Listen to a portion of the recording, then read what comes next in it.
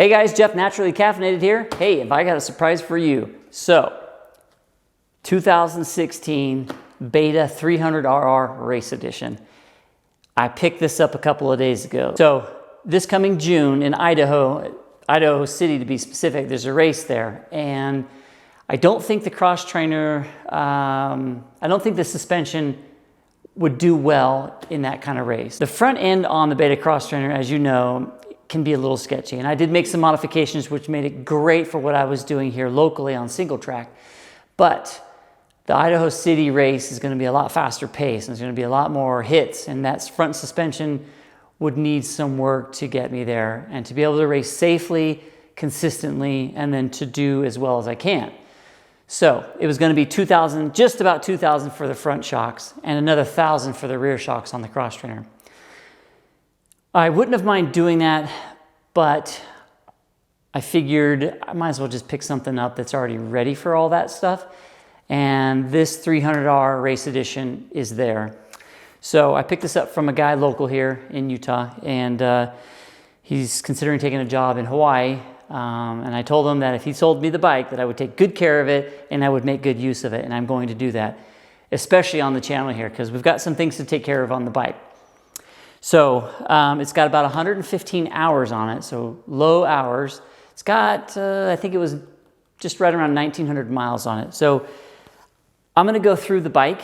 I'm going to create a checklist, and I'm going to write those things down. I'm going to document what needs to be done on the bike, and then I'm going to go ahead and start recording all the repairs or replacements that I end up doing on the bike. So after I picked the bike up, I went over the bike and just some general things that I saw that needed to be taken care of due to the age of the bike, and then, you know, some of the use on it. So front seals look good. They aren't leaking at all.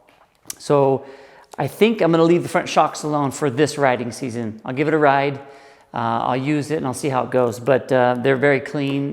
There's no drips or leaks or anything like that. Front wheel bearings I'm going to swap out. Rear wheel bearings I'm going to swap out. And I'm going to go ahead and do the linkage and the swing arm bearings and seals as well, just due to the age, right? So it's a 2016, it's 5 years old. I'm going to address that. So, and you know, I may not have to replace those things necessarily, but I'm definitely going to re-grease them and inspect them and then replace as necessary. So I'm going to go through the suspension. It's got an exhaust leak up front here, so I'm going to need some O-rings, and I'm going to get some new springs for the header pipe. There is a small leak on the radiator. It's nothing huge, but I'm going to dig into that and see if it needs to be replaced or what needs to be addressed there. What else? I'm going to go ahead and change the oil. And of course, I will probably change the coolant as I inspect the radiators and get all the fluids basically swapped out. Other than that, the rear tire is a hybrid tire. So it's a gummy hybrid. And I'm going to go ahead and give it a try. I may pick up the VE33, the IRC tire, or I may get the Gakoda gummy as well. It just depends on the conditions for the race up in Idaho City. So I'll need to monitor that. But I'm going to go ahead and give this hybrid gummy a try here locally, and then maybe up in Tibble Fork Mineral Basin. The front tire needs to be replaced, so I will go ahead and do that. Now, the previous owner put tubeless systems in the front and the rear. Now, I had tubeless once before, and they're good, but my experience is if you have to adjust the air pressure, I just don't want to have to fiddle with that on a trail. So if I get to a hill climb and it's shale or loose rock, you know, letting the air out, and then when I'm done with that section, if I need more air, I'm going to have to pump the tire up. So I'm going to give it a go again, but I'm going to consider, and I may even just pick up a set of moose bibs, front and rear, like I had on the 2017 cross trainer. I really liked those. I felt like I had good traction, and the bike felt stable at speeds. So we'll see. I'll get back to you on that. Okay, what else? Oh, I've already purchased Electron carb for this bike. And I'm not saying that the carburetor on this one doesn't run well. I've ridden it out locally here, just around the dirt area, and this carburetor feels great. So the stock carburetor feels great at the elevation I'm at. I'm right around, I think I'm right around 5,400 feet. But I do ride up to 10,400 feet. And in those situations, I don't want to have to jet the bike, because I think this thing is jetted for just about 5,600 feet and that's where the cutoff is. And so this will need to be jetted between 5,600 and 7,400 feet, according to the RR Race Edition manual. So it doesn't matter though. I'm going to go ahead and get the Electron. I was happy with the Electron on the cross trainer, and I know I'll be happy with the Electron on the Race Edition bike here. So I'm going to go ahead and do that.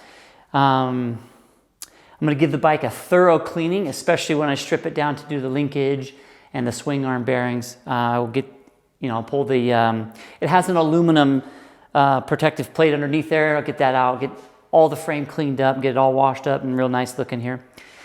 The other thing I'd like to do is, it has some radiator guards on here, but I don't think they fit as well as the Beta ones do. So I may consider getting a set of Beta radiator guards for the bike as well.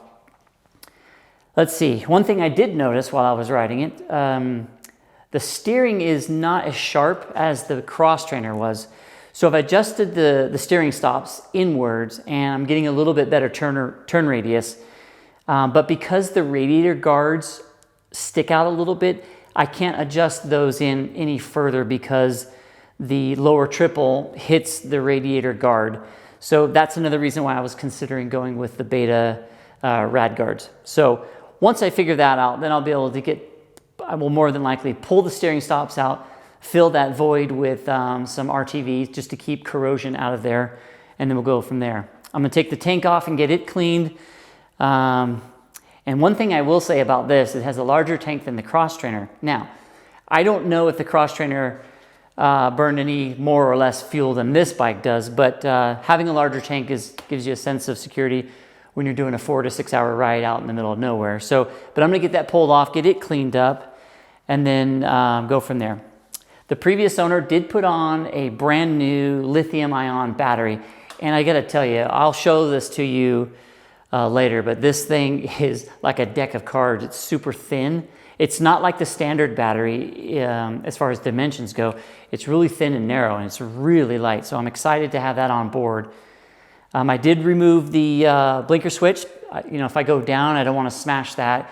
I don't plan on riding this legally on the road. I'm going to keep it as an off-road bike and my race bike. And so right now I don't need them, but I did pull them off and set them aside. I have a box that I'll keep all the stuff in that I pull off on the bike. Now it did have a set of hand guards here, and I'm not a fan of those just because it makes me nervous if I go down and my arm gets caught in there that I'll snap an arm or something like that. I will go with the flag style hand guards though. When you get close to weeds and trees and twigs and stuff and they smack your wrist, that doesn't feel good. So I will do that. And then at some point, I'm going to go ahead and take the shocks down when I'm going to do a seal replacement, which like I said before, I don't need to do at this point. But when I do though, I'm going to check the oil, and I think I'm going to replace it with a 15 to 20 weight. The front end is set pretty plush right now, and I know I can just adjust it and feel good, but from factory these things come with a 5 weight, very thin, and I may go up a little bit higher on the weight there. So, but we'll see. I'll let you know. Other than that, the bike runs really smooth, has a really nice crisp throttle response. Compared to the Beta, it's interesting. The Beta, the way we had the bike built with the shaved head, the header pipe changes, removing the plate on the side of the engine down there, it gave it some more, say, mid-range to top end. But this thing is incredible. This thing has a very snappy throttle, and this thing wants to get going, and I love it. So as I'm learning how to ride this bike, I've got to be very careful with my throttle response and then clutch modulation. And that's another point I wanted to make. Clutch modulation on this bike compared to a stock cross trainer, night and day. This bike has a 6-spring system. The cross trainer has a 4-spring system. And the clutch pull on this out of the box is beautiful. I don't think I'll need to modify anything there. I may consider getting the Midwest clutch lever for it because it's shorter, so it brings it in further in on the handlebars. I don't have to rearrange my controls here. And it does lighten the pull a little bit, but I do like the way that lever feels. And it's a lot more durable than the stock lever. So if I do go down, that lever will last longer than the stock lever will. So I'm so excited to start practicing slow wheelies, pivot turns, and clutch modulation on zap technique, the jab zap, the double blips, whatever you want to call them. I really have to get to know this bike. The bike's a little bit taller and a little bit wider. I will say though, it feels almost exactly the same weight as a cross trainer. And again, that's probably just the way the bike's set up and the feel of the suspension. I don't know, but I will definitely start recording as soon as the snow goes away. Nothing opens here until April 20th, so I'll have to ride locally in areas where there's no restrictions from the Forest Services. So, but I'll definitely start recording and then setting up those videos.